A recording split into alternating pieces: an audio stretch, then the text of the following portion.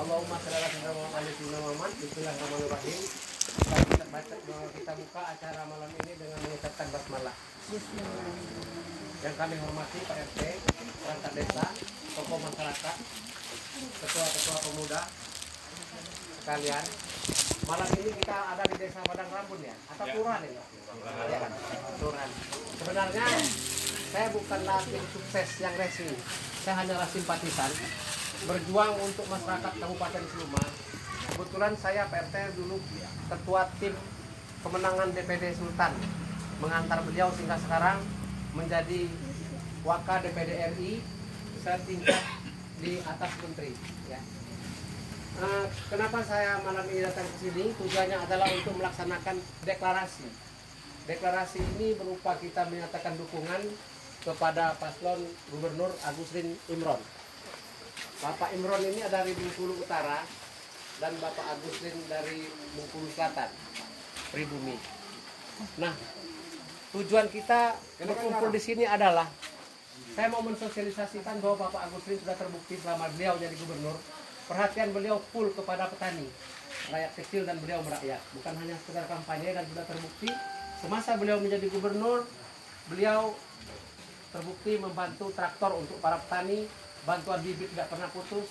Bahkan nanti kalau beliau ada menjadi gubernur, beliau juga akan kasih bibit gratis. Dan sekarang ini isu yang paling krusial itu adalah kurangnya perhatian pemerintah provinsi kepada para petani.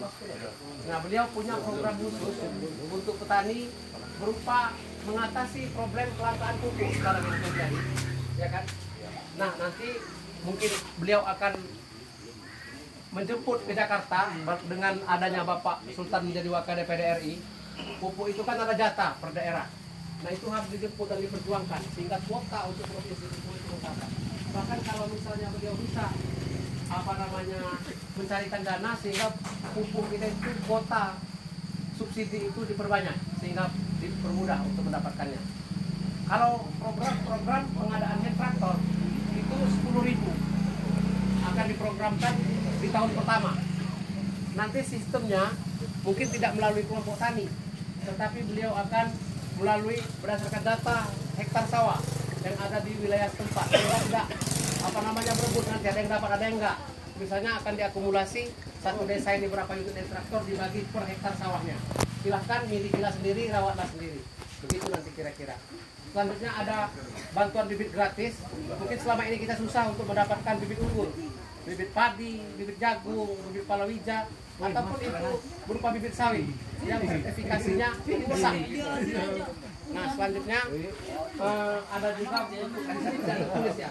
Sebenarnya beliau intent khusus perhatian kepada untuk mensejahterakan petani itu secepatnya adalah dengan bantuan peternakan. Mungkin kalau di sini ya hobi beternak ya, melihara sapi pada ya semua. Di sini kulturnya berbagi ya, ada Jawa, ada pribumi gitu. Ya, itu. Terus ada program yang lebih menarik sekali. Dan ini insya Allah tidak akan meleset, akan terwujud karena beliau juga sudah diuji coba. Dan sebenarnya saya sudah melihat langsung bagaimana bentuknya pabrik CPO mini hand tractor mini dari pabrik sawit itu. Jadi sehingga sawit itu masuk akal. Kalau sekarang ini kan permainkan cukong pabrik. Kalau seandainya sawit kita banyak, itu harganya turun. Kalau seandainya trek buah sawit, harganya cenderung naik kan. Nah, pada prinsipnya harga ekspor itu tidak seperti itu. Itu stagnan rata saja. Untuk mengatasi itu ada dua pilihan.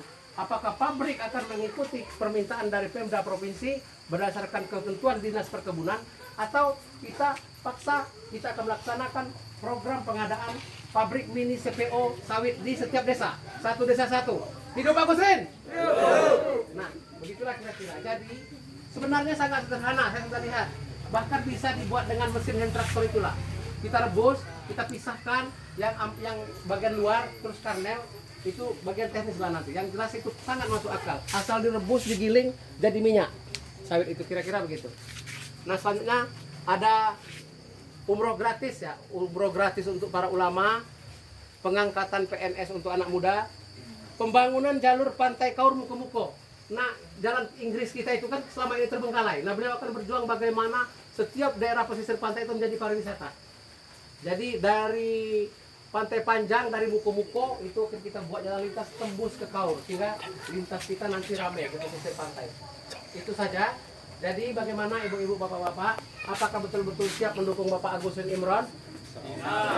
Ya. Nah, jadi beliau juga sudah terbukti dan kita janji beliau terhadap kita harus kita tagih. Nanti kan di sini kan ada tokoh-tokoh masyarakat. Dia sudah tertulis, ini baliho saya tinggalkan. Apabila tidak terbukti, kita berhak untuk menanyakan ini. Dan ini kewajiban beliau untuk kembali ke sini apabila kita menangkan Bapak Agus Rin untuk memenuhi janji-janjinya. Bagaimana? Hidup nomor 3? Nah, nanti saya bilang kampanye lagi malam hari. Ya kan? Kita berbaris atau berkerumun di sini atau di mana kita deklarasi cuman sebentar aja.